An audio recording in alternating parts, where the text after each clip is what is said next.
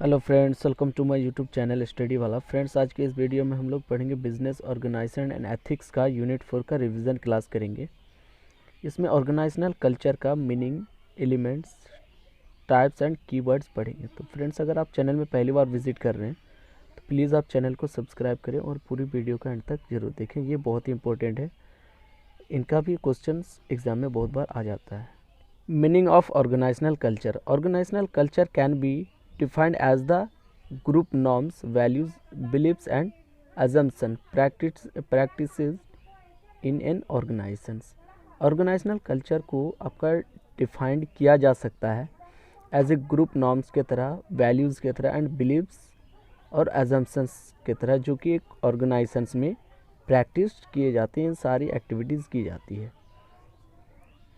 It brings stability and control within the form. Organizational culture आपका stability लाता है, control करता है पूरे ऑर्गेनाइजेशंस को, पूरे फॉर्म को। The organization is more stable and its objective can be understood more clearly.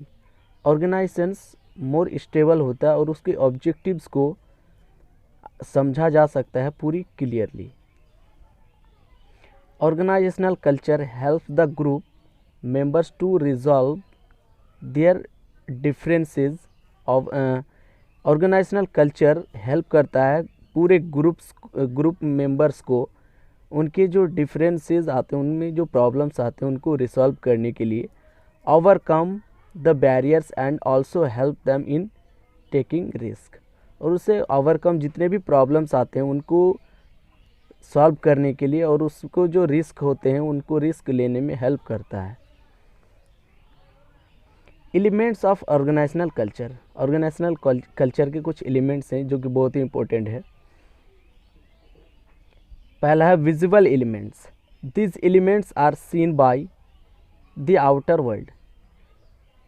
कुछ विजुअल एलिमेंट्स हैं जो बाहर के लोगों को दिखता है, जैसे बाहर से दिखता है, जैसे ड्रेस कोड बाहर से दिखता है, एक्टिविटीज़ दिखते हैं, और जो सेटअप है वो भी देखते हैं। और कुछ इनविजिबल एलिमेंट्स हैं। This inner elements of the group can not be seen by the people outside the group और फॉर्म्स। कुछ इनविजिबल एलिमेंट्स हैं जो कि अंदर के एलिमेंट्स हैं ग्रुप के, वो किसी भी बाहरी इंसान को नहीं दिखता है, बाहर के लोगों को नहीं दिखता है फॉर्म का। जैसे वैल्यूज़, ऑर्गेनाइजेशन में क्या वैल्यूज़ है, क्या नॉर्म्स है, क्या एक्टिविटीज़ चल रही है, क्या अजम्पशंस है, ये सारी चीज़ें इनविजिबल एलिमेंट्स है जो कि बाहर के लोगों को नहीं दिखता है। नंबर 3 है stories. Stories regarding the history of the form और फाउंडर। कुछ हिस्ट्री होते हैं जो कि रिगार्डिंग होते हैं उसके फॉर्म के रिगार्डिंग, उसके फाउंडर के रिगार्डिंग। सिंबल, द लोगो और सिग्नेचर और the style statement of a company. Her company का कुछ एक लोगो होता है, कुछ सिग्नेचर होते हैं, उसका कुछ स्टेटमेंट होता है। Language, A common language that can be followed by all like English. एक कॉमन लैंग्वेज जो फॉलो होता है हर ऑर्गेनाइजेशंस में, जैसे कोई इंग्लिश फॉलो करते हैं, कोई हिंदी फॉलो करते हैं proper. Practice, discipline, daily routine और से the right schedule everyone follows without any failure. उसमें एक ऑर्गेनाइजेशन में प्रॉपर डिसिप्लिन मेंटेन किए जाते हैं डेली रूटीन पे, और उसे जो राइट शेड्यूल दी जाती है वो राइट शेड्यूल पे वर्क होता है। Everyone follows any without any failure. हर कोई इसे फॉलो करते हैं बिना किसी फेल्यूर के। Types of organisational culture. Organisational cultures के टाइप्स पढ़ेंगे जो कि ये भी बहुत ही इम्पोर्टेंट है। पहला है mechanistic and organic culture. Mechanistic culture is formed by formal rule and standard operating procedures. Mechanistic culture एक फॉर्म्ड किया जाता है एक formal rule and standard operating procedures को। Everything needs to be defined. हर चीज़ को डिफाइन करना ज़रूरी है क्लियरली टू द एम्प्लॉयज़ को, लाइक देयर टास्क, उसका टास्क क्या होगा, उसकी रिस्पॉन्सिबिलिटी क्या होंगी, एंड कंसर्न अथॉरिटीज़, उनका अथॉरिटी क्या है एक ऑर्गेनाइजेशन में, वो सारी चीज़ें उनको क्लियरली बताए दिए जाते हैं। Communication process is carried according to the direction given by the organizations, और जो कम्युनिकेशन प्रोसेस है वो कैरीड किए जाते हैं अकॉर्डिंग टू उनके डायरेक्शन, जैसे जैसे उनको डायरेक्शंस दिया जाता है एक ऑर्गेनाइजेशंस के द्वारा। Organic culture is defined as the essence of social values in an organizations. Organic culture को डिफाइन किए जाते हैं एक एसेंस सोशल वैल्यूज़ का जो एक ऑर्गेनाइजेशंस में होता है। It has a systematic hierarchy of authority, इसका एक सिस्टमैटिक हायरार्की अथॉरिटी का होता है, that leads toward free flow of communication, जो लीड्स करता है टूवर्ड्स करने के लिए फ्री फ्लो ऑफ कम्युनिकेशंस का। सम की एलिमेंट्स ऑफ ऑर्गेनिक कल्चर, जो सम की एलिमेंट्स है ऑर्गेनिक कल्चर का वो इंक्लूड करता है authority, responsibility, accountability and direct flow towards the employees. ये सारी चीज़ें एम्प्लॉयज़ तक टूवर्ड्स किए जाते हैं, वो इनके एलिमेंट्स होते हैं। नंबर 2 है authoritarian and participative culture. Authoritarian culture means power of one.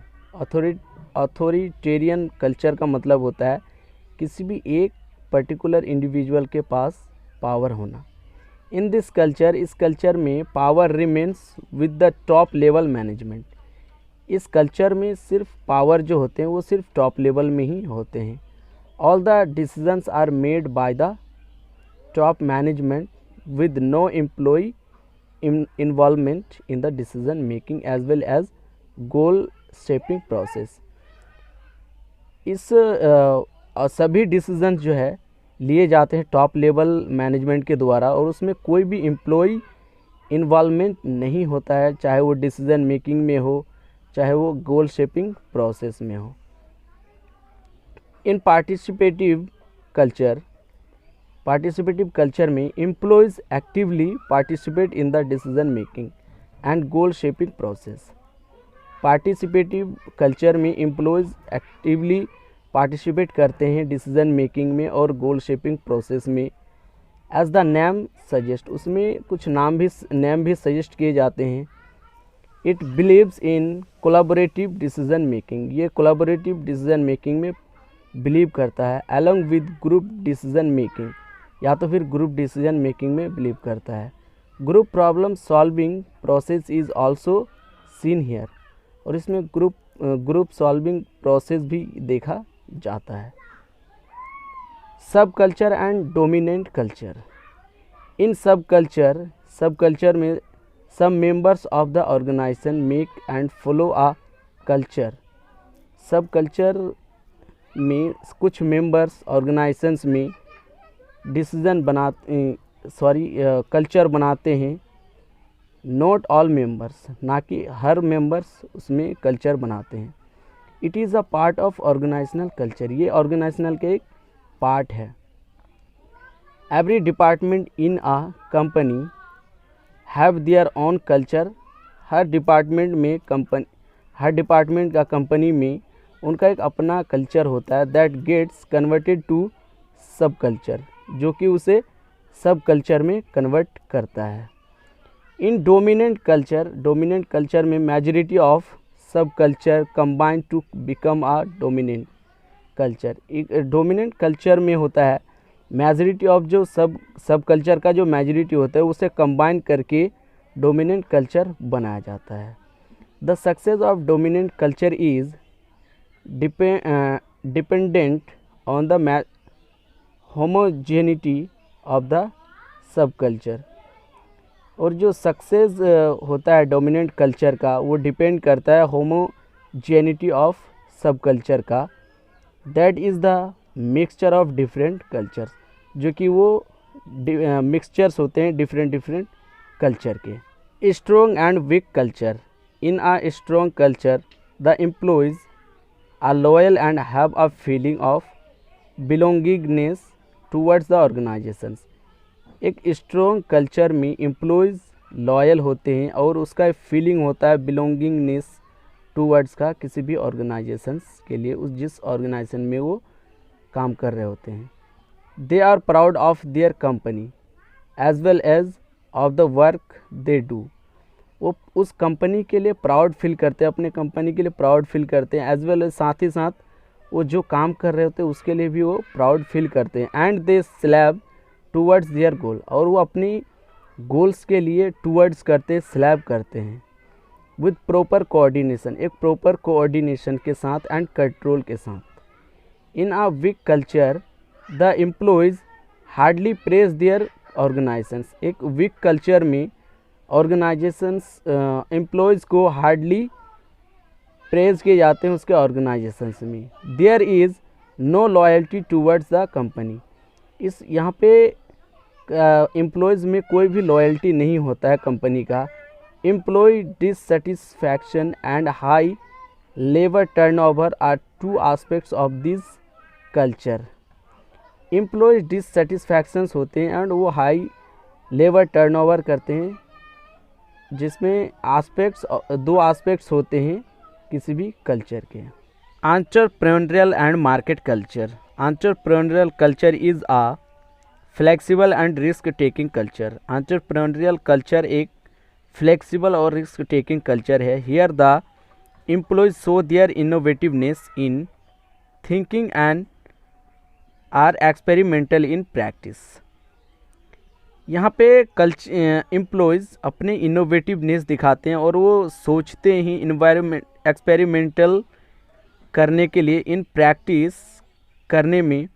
Individual initiations make the goal easy to achieve. वो इंडिविजुअल इनिशियल्स गोल मेक करते हैं, बनाते हैं, इजी वे से वो अचीव करते हैं। Employees are given freedom in their activities, और एम्प्लॉयज़ को फ्रीडम, आज़ादी दी जाती है उसकी एक्टिविटी करने में, उनकी एक्टिविटी में। Market culture is based on achievement of goal. Market culture एक बेस्ड है अचीवमेंट करने का किसी भी गोल का। It is a highly target oriented and completely profit oriented culture. यह highly target oriented and completely profit oriented culture होता है। हियर द रिलेशनशिप, यहाँ relationship between the employees and the organisations is to achieve the goal. यहाँ पे relationship build किए जाते हैं employees के बीच और एक ऑर्गेनाइजेशंस के बीच किसी भी गोल्स को अचीव करने के लिए। How to create an organisational culture. एक ऑर्गेनाइजेशनल कल्चर को कैसे क्रिएट करें, एक एक पॉइंट करके हम लोग देखेंगे जो कि बहुत ही इम्पोर्टेंट है। इसको आप बना के भी और कुछ बढ़ा के लिख सकते हैं। पहला है the founder of the organizations में पार्टली सेट अ कल्चर। जो ऑर्गेनाइजेशंस के फाउंडर हैं वो पार्टली एक कल्चर सेट करके दे सकते हैं, सेट कर सकते हैं।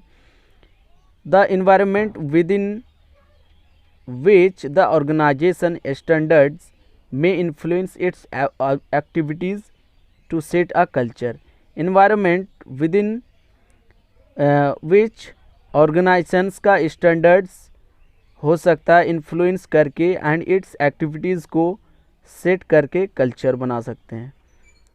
Sometimes interchange of culture, sometimes वो इंटरचेंज हो जाते हैं कल्चर का।